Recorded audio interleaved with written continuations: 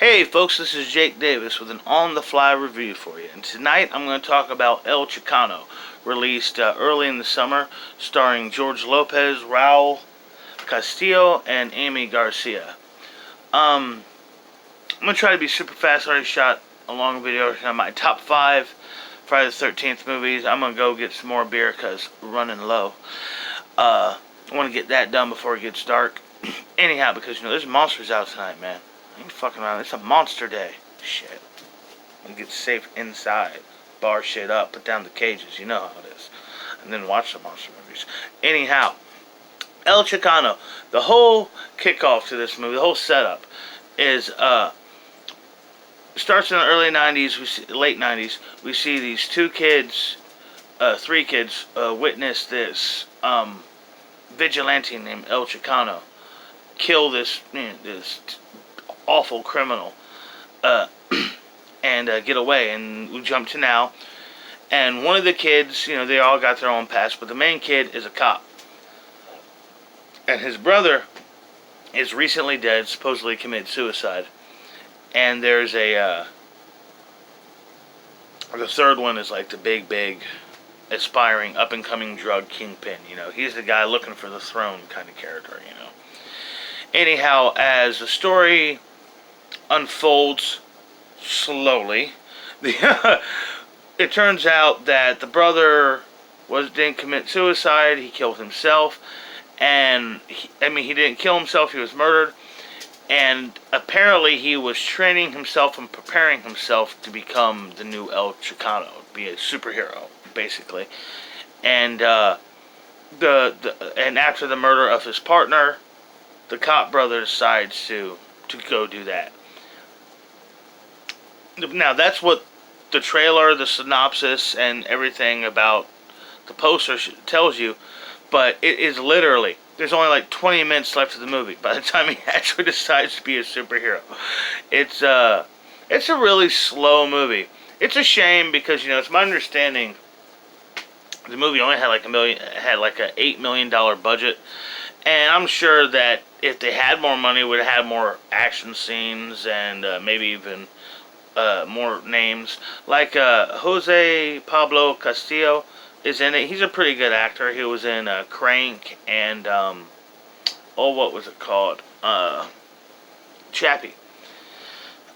Overall, I just thought slow pace, and it felt like 2 different movies. Really hurt this film. Not to mention the guy, Raul Castillo, wasn't really good in the lead role. Had like a one note delivery. Everything was the same tone, pretty much.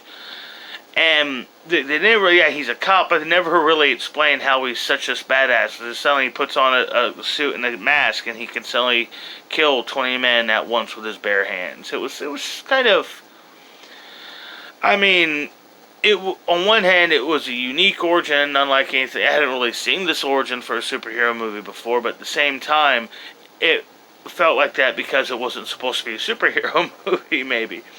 I don't know the backstory, how this thing came about or anything like that, but seriously, it felt like the first hour of the movie, or the first hour plus the movie, feels just like a pilot for a cop show.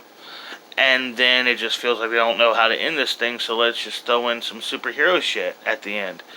The guy who plays the villain is good. It was weird to see George Lopez do a serious role. I kept waiting for him to say a joke that wasn't funny. The girlfriend is like maybe the most useless female character ever in a superhero movie. She's virtually not a character at all. She's like, has one scene where she shows off her butt, and then she has another scene where she gets to show off that, she's strong by being mad at her boyfriend for some random stupid reason. And then, she's not in it again. It's like, why even? Did they really just cast a girlfriend in the movie just like the old school TV approach, just to show that he's not gay kind of thing? I don't know. I just kind of felt this movie was a good idea, but the execution of it was basically a miss on every level. The guy who played the villain was, like I said, he was kind of fun in it. He was kind of cool. And I thought to its credit. At least it wasn't a superhero. It wasn't an origin that I had seen before. But at the same time, I do want to. Yeah, I also should credit the studio for not sitting back waiting for DC to make Blue Beetle or somebody to do a live action version of Stan Lee's The Condor. There's only the first two Hispanic superheroes I could think of. Or you guys don't want a vibe movie, do you? You don't want that. But yeah, so here is a Hispanic superhero movie, and I don't know if I've ever seen another one. It even has your stereotypical final. The hero has whooped all these guys' ass. He slaughtered all these dudes. But when it comes down to just a fist fight with him and the last bad guy, because he's the last bad guy and it's raining and muddy, it's gonna be the hardest fight yet. That kind of stuff. But yeah, I'm gonna give it 2.5 stars because even though it's really slow and really bad, I don't know. I thought there was something there, and if the movie promises a sequel, but it's probably not going to get a sequel. It didn't make any money. Oh, and also the whole there's ripping off the Dark Knight.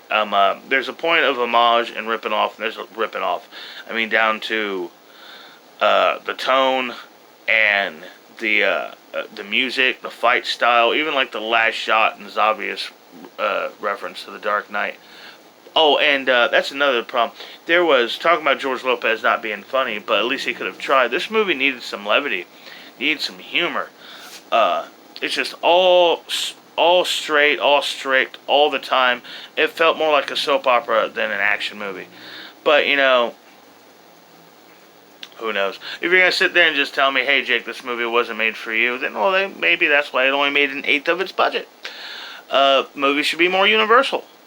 Anyhow, yeah, El Chicano, 2.5 stars. Like I said, it's god awful. It's boring as hell, but there was potential. There was potential there, and I kind of would understand if somebody would like this movie for all its just weirdness. Because when it is violent, when it does pick up pace, it does have some pretty cool gore and fist fighting and shit like that. That's decent at least.